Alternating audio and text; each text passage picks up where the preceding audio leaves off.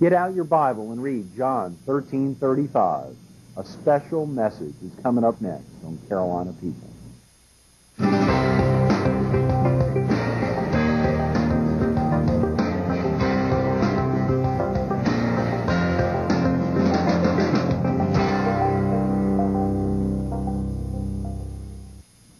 Good morning. Welcome to Carolina People. This morning we're in Florence at the Fox 43 studio. We're focused on Caring and Sharing Incorporated, and we're visiting with Carl Harmon, the state chairman. Good morning, Carl. Thanks so much for being with us this morning. Good to be here. Appreciate you having me. Incredible opportunity to highlight caring and sharing, and so much of what you all have been doing statewide. The commitment that started in Hemingway is expanded into another branch and is obviously has the opportunity to expand not only statewide but throughout the country. Very exciting. That's what we're hoping for. We're hoping to just keep on moving, and we have been blessed, and we just want to keep on moving and cover the state of South Carolina. That's our ultimate goal. It's a huge commitment, Carl. You all have made when you set this up. How long ago was Caring and Sharing founded? We were founded May the 5th of 1997. Is that right? Been here 6 years.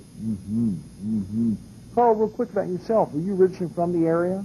I was born and raised in Hemingway, and I'm 60 years old now.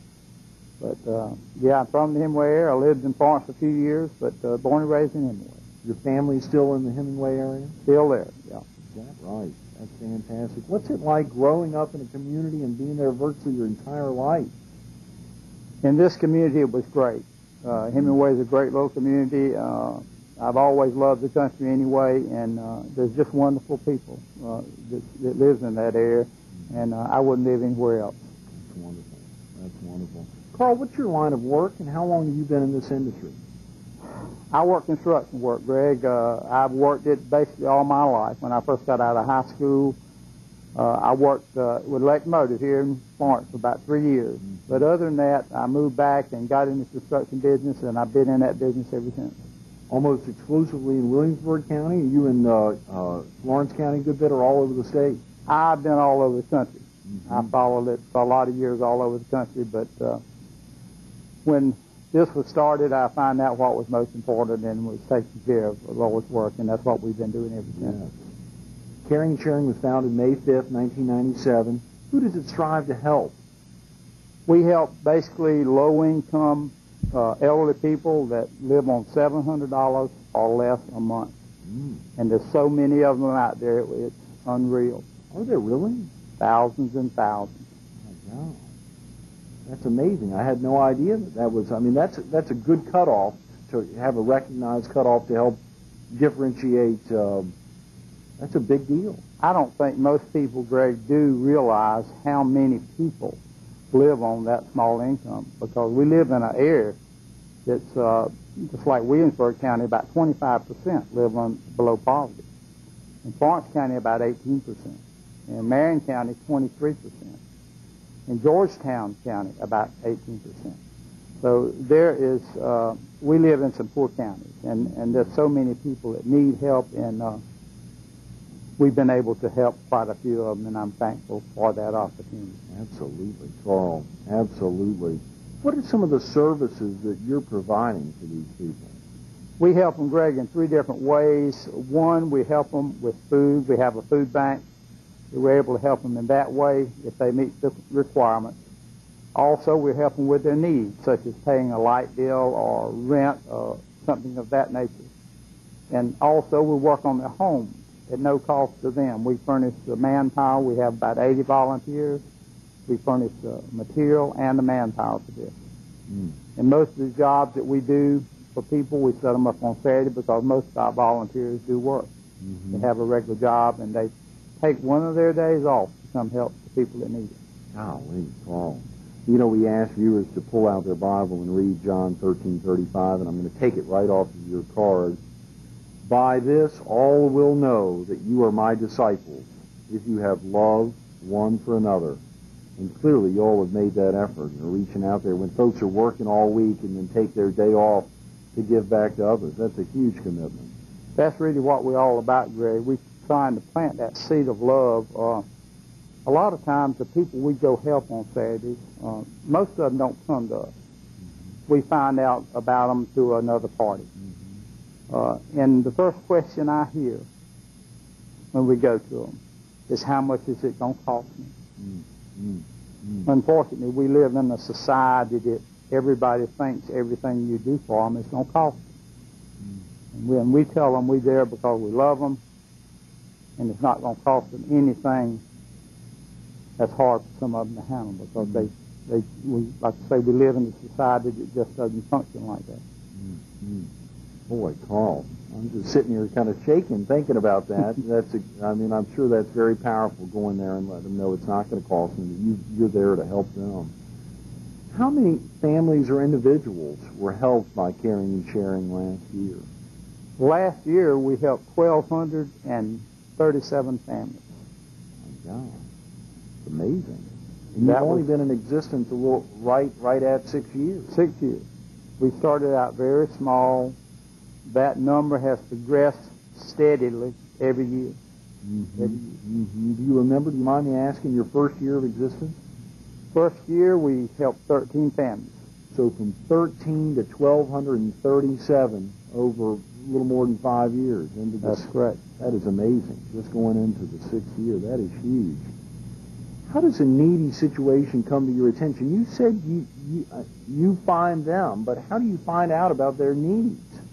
Well, we find out about them in a lot of different ways, Greg. I have just read newspaper articles and seen things that happened, maybe that come out. In fact, I've done that several times with the Florence Morning News, where people were burnt out or had needs of other varieties.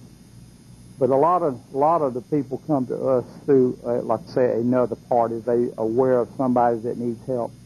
Sometimes the individual that needs help will come to us, but most of the time it comes through another party, because they're proud and don't want to have to ask for help. You know, but we have a lot of different ways of finding out about the needs.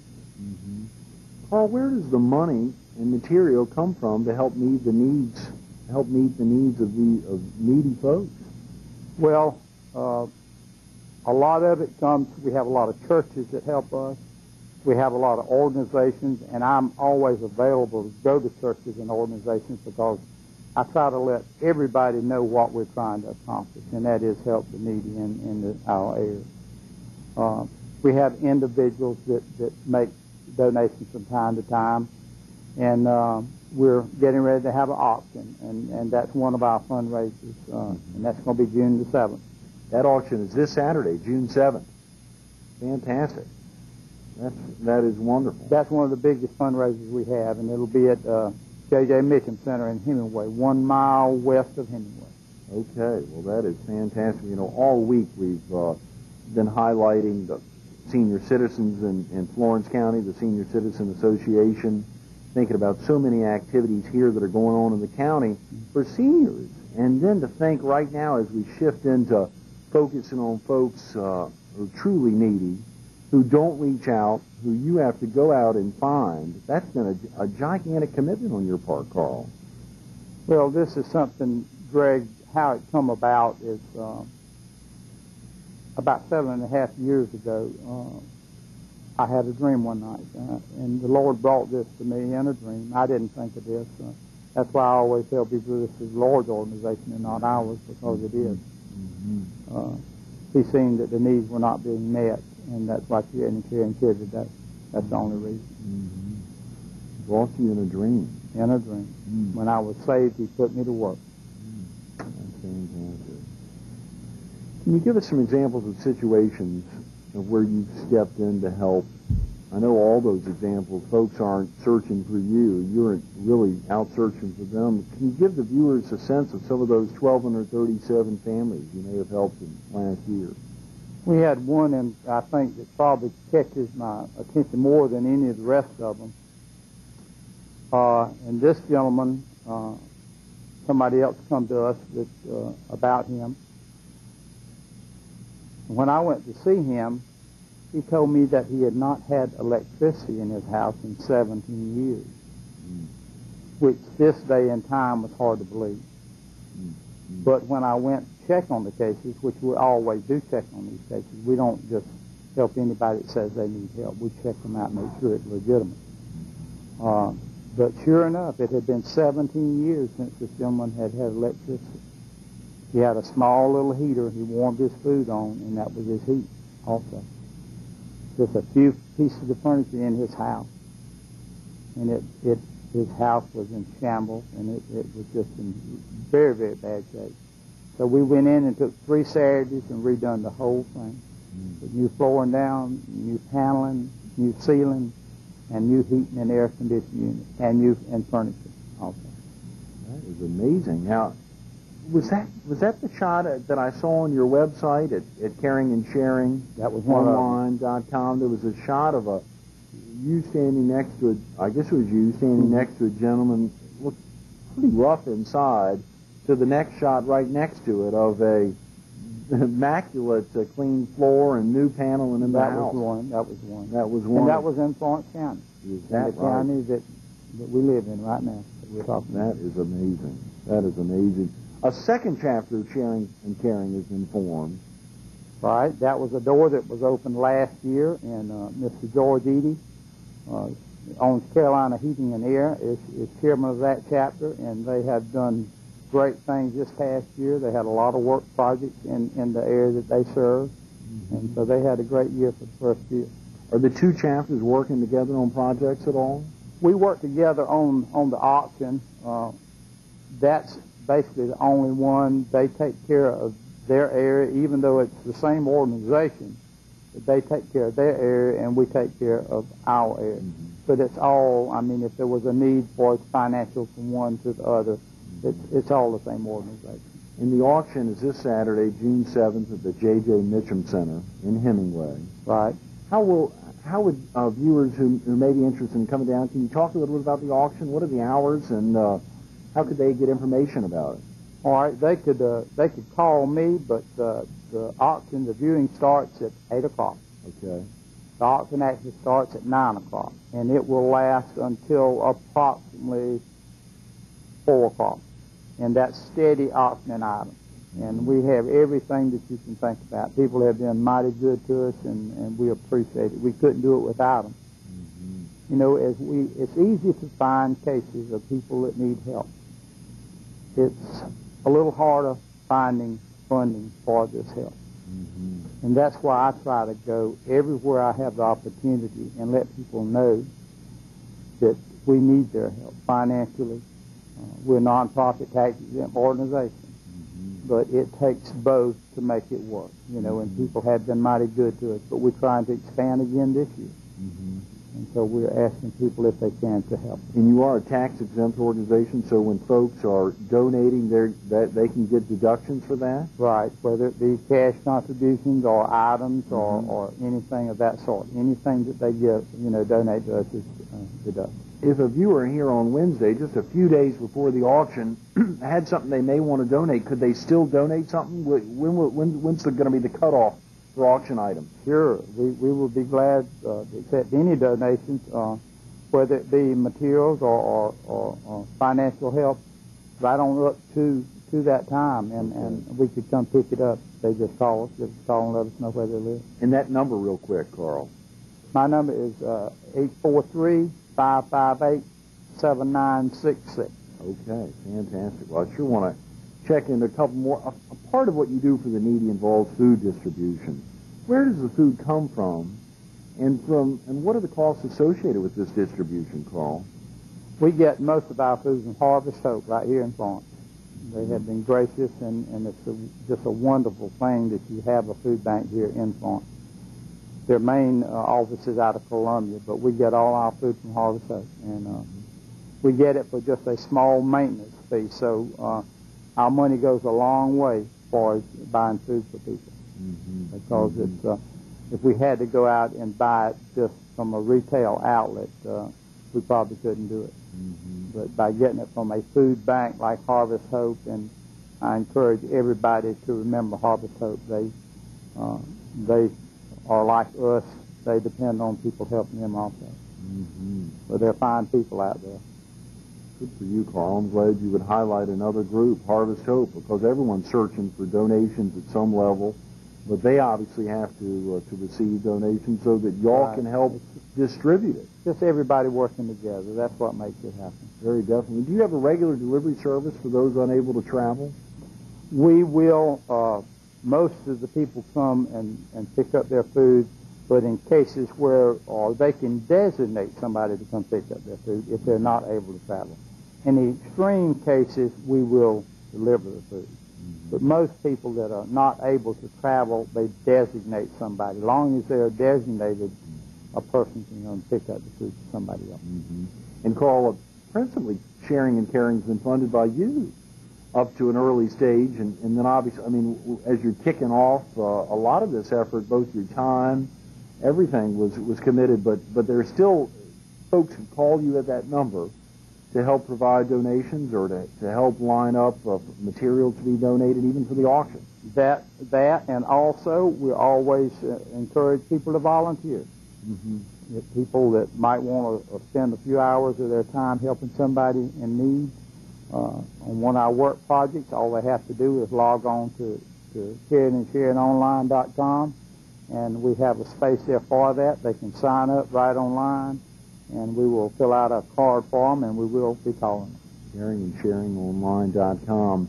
How about the kind of jobs that you would need volunteers to fill? What are some examples of, if someone's working all week, they've got a Saturday off, if they could volunteer their time, what are some of the jobs that they could do? It varies from very small to very large, and we're talking about as far as rebuilding, repairing homes, mobile homes, cutting out steps, painting. We have just a wide variety, so somebody that's not able to do a lot, we can still use them. Or somebody that's not skilled, say maybe as a carpenter, we can still use them for his painting and such, such as that. We can use anybody. Carl Harmon had a dream almost 7 years ago, and a year later, Caring and Sharing kicked off. You can check it out at caringandsharingonline.com, or you can call 843-558-7966. Second chapter is kicked off in Florence. Obviously, the goal is to take Caring and Sharing statewide and later throughout the country. Carl, thanks so much for being with us this morning. Appreciate you having me, Greg. Absolutely. Stay tuned to Pete Sieler coming up next on Carolina People.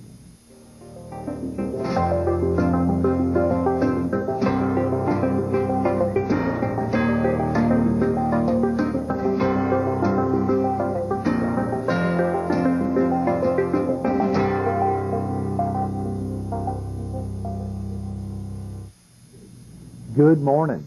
Welcome back to Carolina People.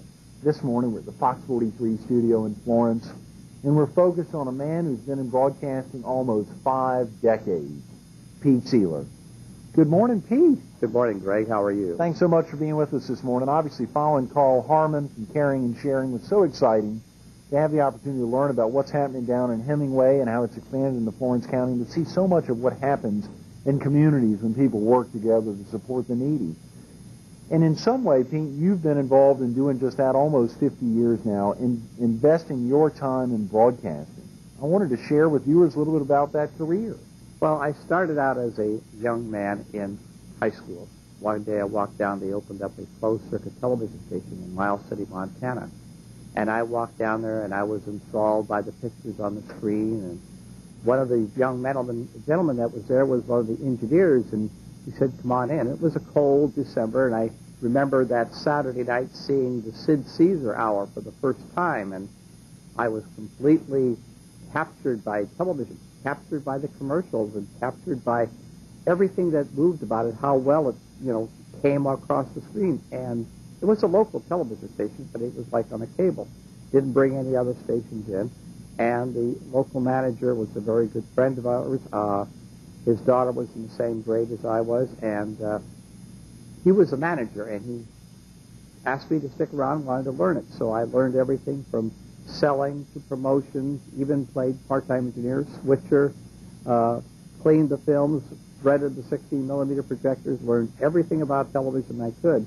And it was exciting, and it always impressed me that how you can influence people by what you have on television. Everybody would see something on television, whether it's a commercial or what program, and they talk about it the next day. It is a powerful, powerful medium.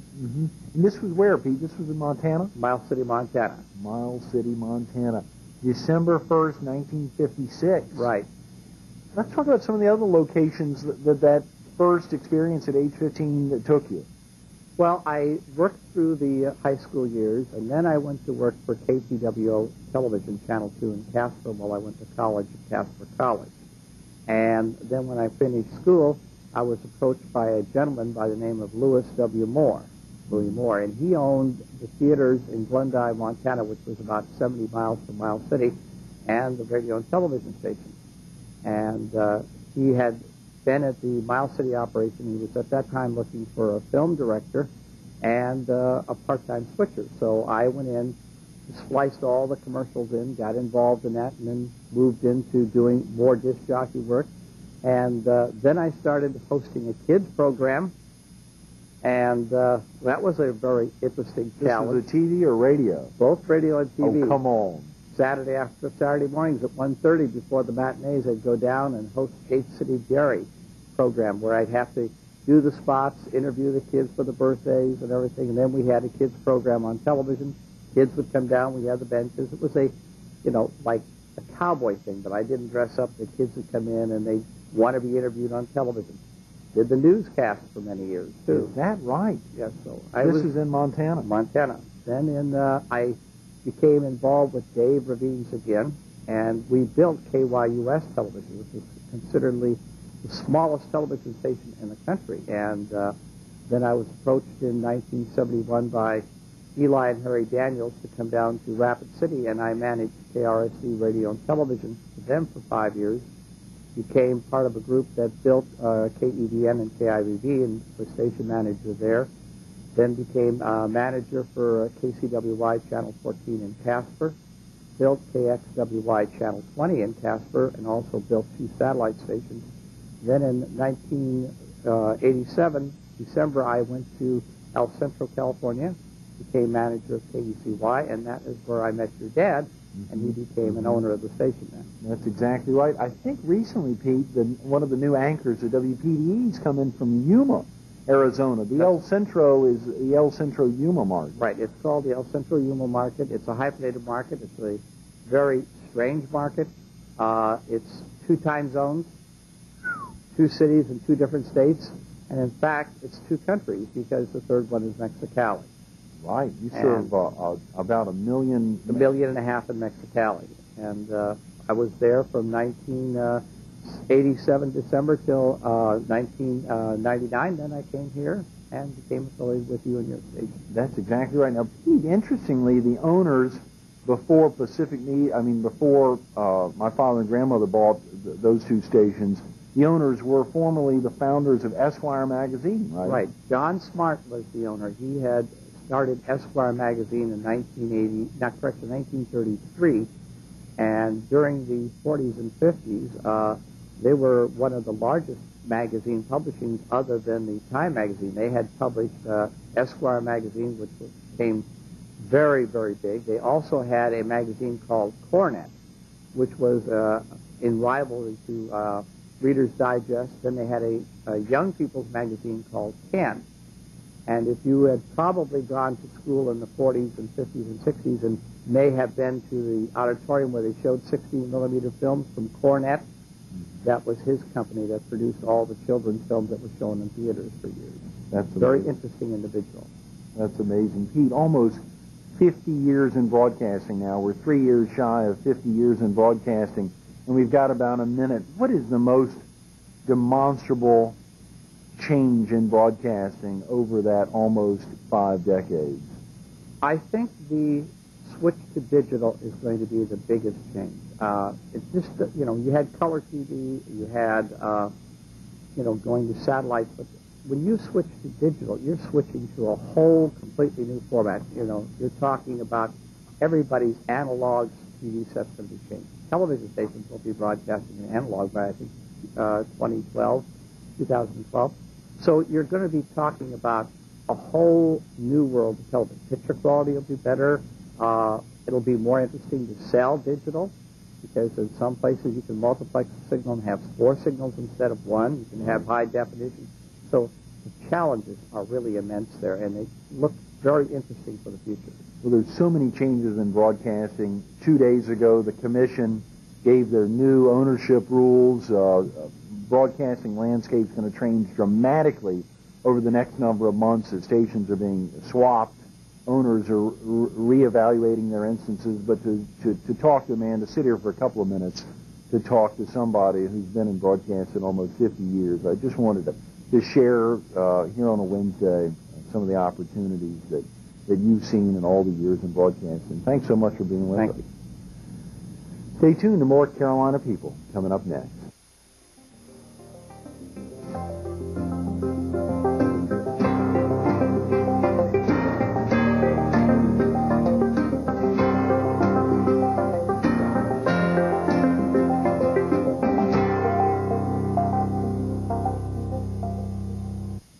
We want to thank Carl Harmon and Pete Sieler for making today's Carolina People so special.